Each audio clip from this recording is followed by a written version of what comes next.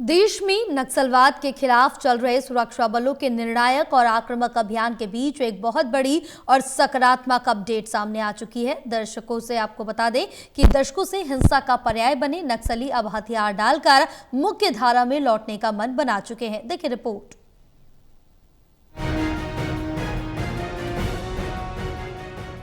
देश में नक्सलवाद के खिलाफ चल रहे निर्णायक अभियान के बीच एक बड़ा अपडेट सामने आ चुका है। महाराष्ट्र, मध्य प्रदेश और छत्तीसगढ़ स्पेशल जोनल कमेटी के नक्सलियों ने तीनों राज्यों के मुख्यमंत्रियों, महाराष्ट्र के देवेंद्र फडणवीस, मध्य प्रदेश के मोहन यादव और छत्तीसगढ़ के विष्णुदेव साई को एक लेटर भेजा, जिसमें उन्होंने सामूहिक सरेंडर करने की इच्छा जताई है।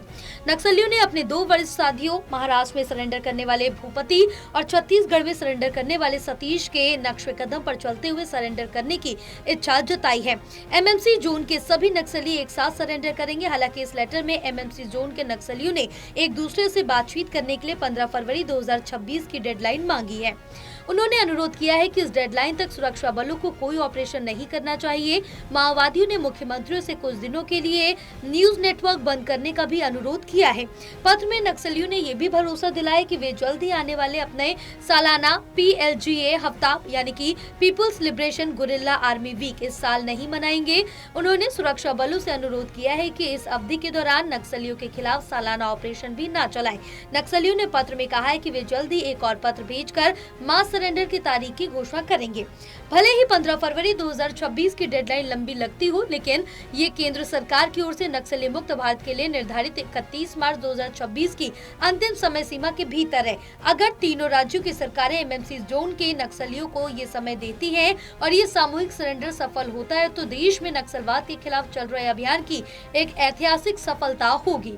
इस सरेंडर प्रस्ताव की सबसे अहम बात यह है कि नक्सली टुकड़ों में नहीं बल्कि पूरे एमएमसी जोन के कैडर के साथ एक मुश्त सरेंडर करना चाहते हैं। हालांकि इस प्रक्रिया को अंजाम देने के लिए उन्होंने सरकार से थोड़ा वक्त मांगा है। पत्र में नक्सलियों ने आपसी समन्वय और सभी साथियों से बातचीत स्थापित करने के लिए 15 फरवरी 2026 तक की डेडलाइन तय की है। उनका कहना है कि जंगल में बिखरे सभी साथियों को एक मंच पर लाने और सामूहिक निर्णय को अंतिम रूप देने के लिए उन्हें इस तारीख तक का वक्त दिया जाए। सरकार और सुरक्षा एजेंसी इस प्रस्ताव पर गंभीरता से विचार कर रही है, क्योंकि यदि ये सामूहिक सरेंडर सफल होता है तो ये मध्य भारत में नक्सलवाद की कमर तोड़ने जैसा होगा। National desk report, total news.